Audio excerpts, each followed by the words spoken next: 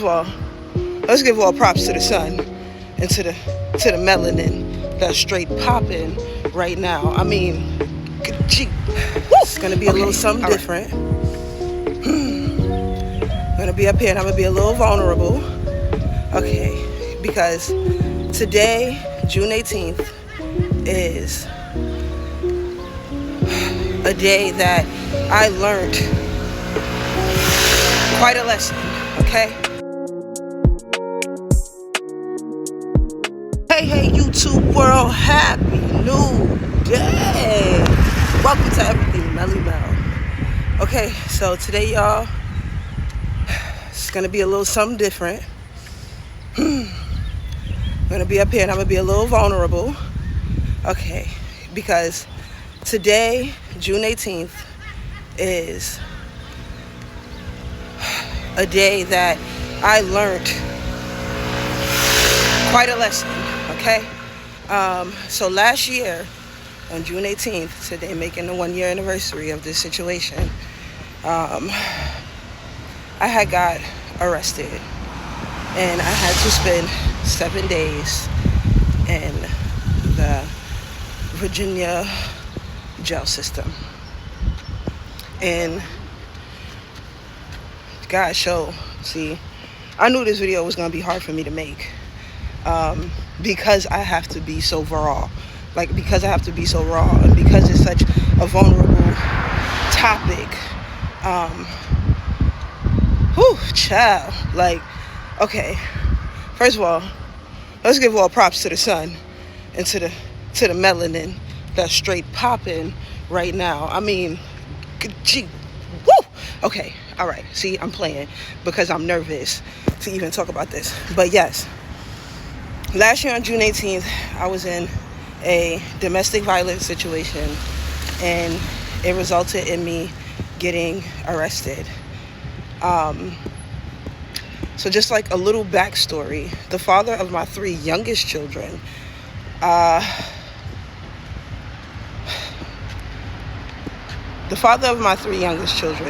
is who I got into this situation with, okay? So me and the father of my 3 youngest children have been dealing with each other for about almost 5 years now, on and off, real on and off. The beginning of the relationship was really fun, cool, awesome. As any new relationship, everything was really straight. But then I had got into a situation with the father of my 3 oldest children. I'll give y'all another story time on that another time. But I got into a situation with the father of my 3 oldest children, and that's when I started to see certain things about the father of my 3 youngest children. Truth started to come out, the fact that he was still fighting to be with someone else and blah, blah, blah, blah. We got over that. But then things still was happening. I got pregnant with Israel. After I had Israel, he still was getting caught cheating, all this stuff. But it's I was still holding on because I'm compared to the relationship that I had with the father of my 3 older children, it was a 10-year relationship. This new relationship was completely different. It was more freeing. I was more open and able to do me and kind of be myself. So I was kind of just trying to hold on to that, and to the fact that, I used to pride myself. I used to feel so much pride and joy for the fact that I had 3 children by one man. And now I'm God dang, I'm about to have. So yeah, I used to pride myself off of the fact that I had 3 children by one man. So now I'm just here oh my God, I got another baby father. This nigga whack as hell. I was really, really in my feelings behind this person. But I did not want to let go, even though he was showing me all of the red flags. I did not want to let go because I didn't want to have another broken family. I grew up without my mom and dad being together, and I just always wanted to know what that felt like. What would it have felt like to be in that kind of situation as far as having both of my parents? So I just really wanted to provide that for my kids. And I know a lot of females understand where I'm coming from when I say that. How you doing? So it's just tough.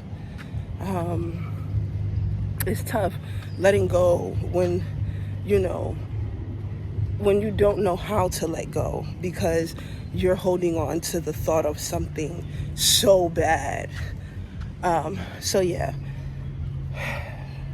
after I had Israel, you know, found out he was cheating a lot. Found out, I went to go visit my best friend in North Carolina, and just to come home and find out that he staged my house, he hid all of my stuff, and he brought a chick in my house and had sex with her in my bed. Crazy shit, like, and the proof was there. All the evidence was there. You know, my stuff was hidden away. The text messages was in his phone of her asking if her ID was under my bed. All kind of crazy stuff. So I'm just like, he just put me through a lot. And I was just holding on. I was just holding on. But see, I was holding on to something that was serving me no purpose at all.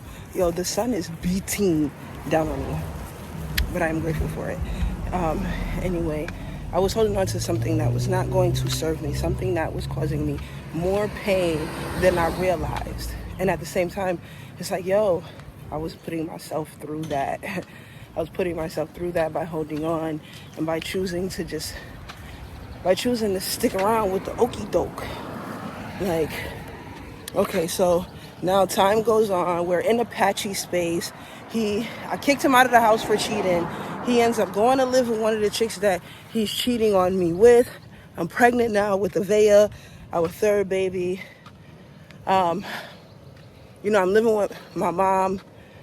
I'm trying to find a place to live. I'm going back and forth with him, like, you know, fighting with him, like, bro, why aren't you coming home? Like, why aren't you choosing your family? Why aren't you da-da-da-da-da? I'm going back and forth with the nigga. And he clearly showing that he just don't give a fuck. But I push hard. I work, end up getting a job with Cox Communication. Able to work from home. Blessing. End up finding a nice 3-bedroom townhouse. Blessing.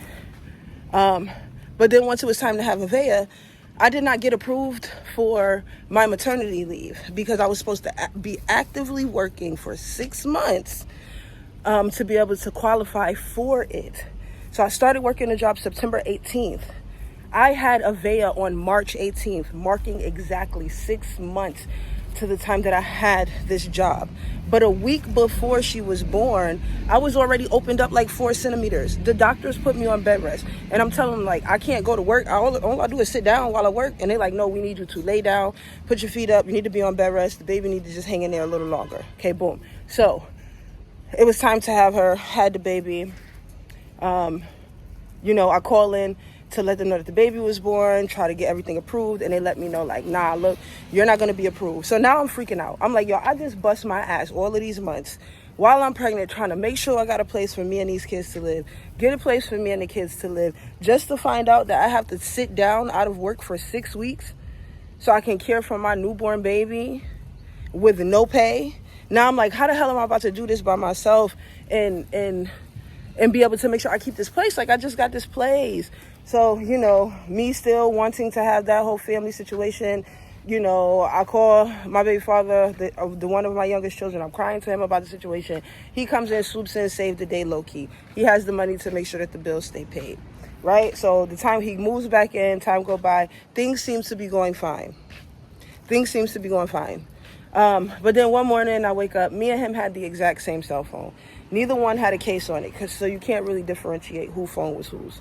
Momo ended up handing me one of the phones. I look down at the phone, it's on a text message, and it's saying, he's texting another female, hey, boo, da-da-da-da-da-da. And I'm just like, bro, I'm over it. So I go upstairs, I give him his phone, look, boom. Just keep your stuff to yourself so I don't got to be able to see things I don't want to see. Our whole goal right now is making sure that we have somewhere for us to live, you know what I mean, and we're good. So I was just telling him, I don't care no more. Mind you, my 3 oldest children had just left to go to school or whatever. So I'm telling him, like, I don't give a fuck no more. Just do what you're going to do. This is who you are. I don't care. As long as everybody got somewhere to live, we can keep the peace. It is what it is. So I was just letting him know, like, I don't care no more. I'm not fighting for you no more. Fuck it. Like, let's just make sure bills is paid and we all got a place to reside. I don't know. I guess that pissed him off because the nigga ran down the steps, pushed me down, started choking on me in front of the babies, and the babies were just yelling and screaming, and and I'm trying to get him off of me, but he wouldn't let me go. But when he did let me go, I'm shocked, I'm appalled, I'm behooved, I'm taken aback, because I'm like, he's never put his hands on me like this before. Like he's never put his hands on me before. We may fuss and argue and get in each other's face, but he never put his hands on me like that. So I'm like looking, and I'm like, nigga, did you just choke me? And he's like, what, you want to see something? So he comes around me, he put me in a deep ass headlock, like holding me real tight, and like my hearing was fading away. My sight, shit was starting to look a little bit black. I couldn't really hear the kids screaming as loud anymore. And I don't know what made him let me go, but he let me go. And when he let me go, I was just there for a minute, gasping for air, looking at the babies. And he's like, bitch, get the fuck up. Hurry up, get your shit, take the babies to daycare, come back home, and you better be fucking happy. And I'm looking at him like, what the fuck is going on right now? Like, this cannot be real. It can't. Okay. So now I get up. I'm trying to hurry up and get the babies together, get their clothes on. Trying to calm them down because they yelling, they screaming. And, like I'm about to get ready to go up the steps. And mind you, my hair was in an afro because I just got done taking a shower. And he's like, bitch, hurry up. And I'm looking at him like, yo, what the hell? And he grabs me by my hair, drags me to the floor, and drags me out of my house and closed my door on me.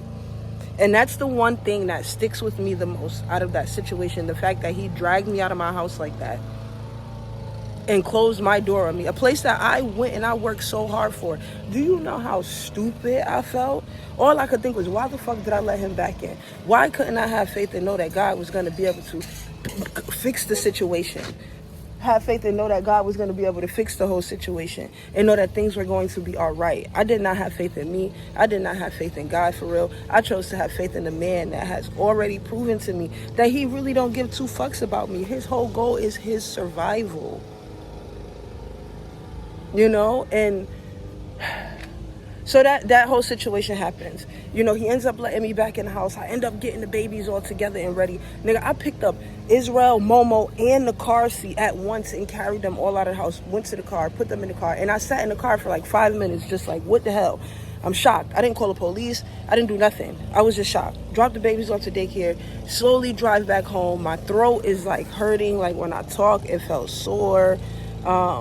And then I still had to go home and go to work. I still had to get on the phones and say, hello, thank you for calling Cox. You're speaking with Melanie. May I ask who I'm speaking with today? And my throat was hurting so bad. Like my voice box was like hurting so bad. I really had to push out to be able to even say that line with some type of grace and enthusiasm after just going through such a situation like that. So now let's fast forward maybe 3 or 4 days. Now I'm at work. All of the kids are in the house. This is June 18th. Now we're back to June 18th. Last year on June 18th. All of the kids are in the house. I'm downstairs working. He's down there playing his game. Kids are upstairs making a bunch of noise. So he keeps yelling up the steps, hey, yo, stop. But I ask him, I'm like, hey, can you stop yelling up the steps? You know what I mean? Because your voice is echoing through my calls, and I don't want to get a violation for background noise or whatever. So he's like, all right, I got you. So 10 minutes later, the same shit. Yo, y'all stop. He yelled up the steps. So I'm like, I'm in the middle of a call. I'm muted. I'm like, man, I just asked you to please not yell up the steps. He's like, fuck out of here, bitch, nigga. You not helping me. And they're your fucking kids. And And I'm like, oh my God, like, please, why are we doing this? Hey, Steve. How you doing? So I'm like, he's like, these are your kids. You need to make them be quiet. So I'm just looking at him. I'm like, bro, that's crazy. Like, you're supposed to be helping. So he gets upset. He gestures as if he was about to throw the glass cup that he had on the side of him at me. And I'm like, what the fuck? You about to throw a cup at me? What the fuck? So he's like, bitch, you want to see some shit? So he started to come towards me as if he was about to try to put his hands on me again the same way that he did last time or a couple days back. So I ended up calling the cops. I text Eula. I'm like, Eula, I'm calling the cops. I call the cops. They come. They de-escalate the situation. So then they go ahead and they run our names. They ran my name. They ran his name. He good. They ran my name. I had a fucking traffic ticket at a FTA, a failure to appear to a court date for a goddamn traffic ticket from a year ago. So the police officers had to take me, leaving my kids in the house with this man that literally just made me feel real threatened to where I called the police. And now I'm out of my house. My baby is like 6 months old. You know what I mean? Like, she's mad. My baby is mad young. I'm still breastfeeding. The officer's telling me, oh, we'll take you down to the magistrate. Most likely they're going to have you sign a paper and then they'll let you go. You can have somebody come and pick you up. Whatever. Sign the paper promising you'll make it to the next court date. Okay, whatever. So we get down there and the goddamn magistrate told me no. I'm like, can you consider the fact that I am breastfeeding a brand new baby? That bitch said, no, no. So I'm like, yo, this is mad wild to me. So now I'm accepting the fact that I gotta sit in jail. So now I get, they process me, they do all of the, the whole situation. We go through the whole situation. I get put in my holding cell. Now I'm sitting there and I'm thinking about so much. And I feel that happened that way because I needed to sit down for a second and understand and realize and see, like, yo, I have to have faith in me. I have to know that God is always with me. And that no matter what, I will be okay because my intentions are pure. My intentions are to make sure that my children are good, that we are not living in the projects. We are not living in no crazy hoods. We're not, that we're going to have land, that I'm going to have houses and things like that to leave to my children. I had to sit back and realize, I have big dreams, big goals, big things that I want to goddamn achieve. And I'm shrinking myself by trying to hold on to, I didn't want to accept the fact that, or I was holding on to things I wasn't supposed to hold on to. I was not believing in me. I was not having faith in God. I was not having faith in me and what God put in me. And knowing that regardless of what the situation looked like in this worldly aspect, God is going to have me regardless. I was not seeing that. I was so frantic and so much in fear of losing the place, of losing my place, that I let this person in my house, and it caused me to end up in jail. Now, mind you, I got arrested on June 18th. I got arrested in Norfolk. The ticket was for Virginia Beach. I had to sit and wait in Norfolk for the Virginia Beach officers to come and pick me up. Mind you, that next day was Juneteenth, so the officers weren't going to be able to pick me up on June 19th. I had to wait through the holiday, and then I had to wait over the weekend. And once that whole process got through, I was able to get out on June 27th on Ethan's birthday. And if you go to Mr. King, the lyric story, go to his channel and check out his channel. There is a whole video. He has a whole video of me getting released from that whole situation. I'm going to add the clip up here. So y'all can see, I'm going to add the little clip. You'll see me getting out and me and my kids hugging and stuff. But that whole situation was crazy. So now I'm out. We celebrate Ethan's birthday. I get home. Now I'm trying to play it off, play everything all cool or whatever. Because now I'm trying to figure out, right, this nigga got to get out. He got to get out. Fast forward some time, 2-3 days later, shit hit the fan. I end up being able to successfully kick him out of the house. Now he's gone. Now I got to figure out, I got to hustle. I got to make sure that I can be able to pay everything on my own. Now, because I was arrested for 7 days, I did put in a lot of overtime because I had already started working back at Cox again, or after the maternity leave. The overtime, I was trying to eat up all the overtime. I put in overtime for them whole 7 days.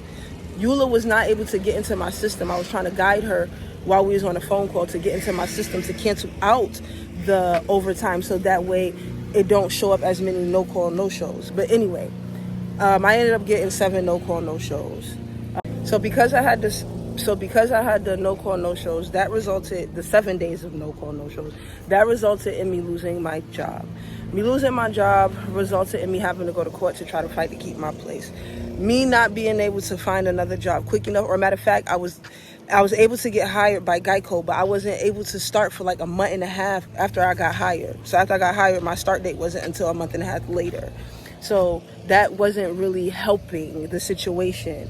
So I was trying to figure out, how can I go ahead and hustle up this money? I started door dashing, but my car ain't even all that. So, I'm trying to build up the money, But, it resulted in me getting a 72-hour notice, and I had to end up leaving the place. And unfortunately, I was not able to move back in with my mom. I had to kind of like, me and the kids kind of like had to separate.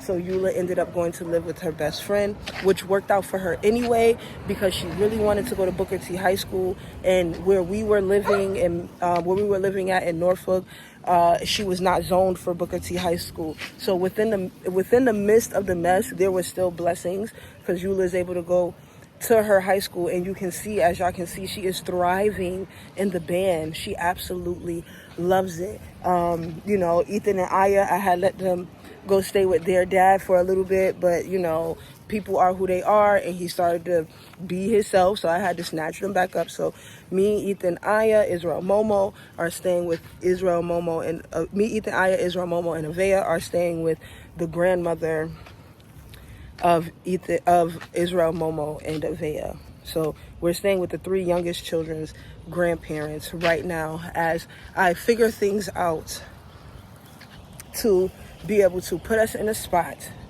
to be successful, for us to be able to get a house that's, you know, not a place, not an apartment, not a townhouse, but a single family house with land, yard, enough space for everybody to have their own rooms.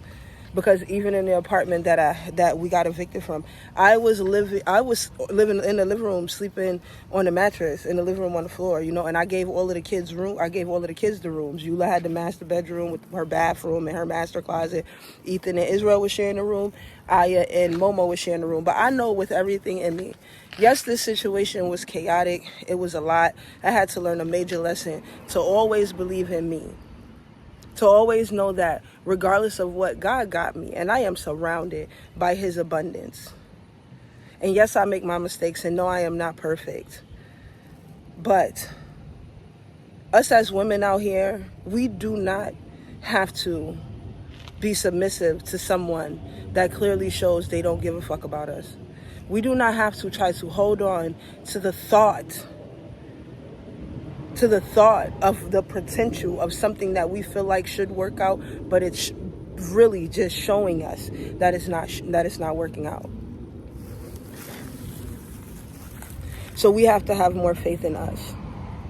It's okay. Yes, we have to have the children, and we bear most of the responsibility, and you know, all of the things that comes with being a mother and mothering a child.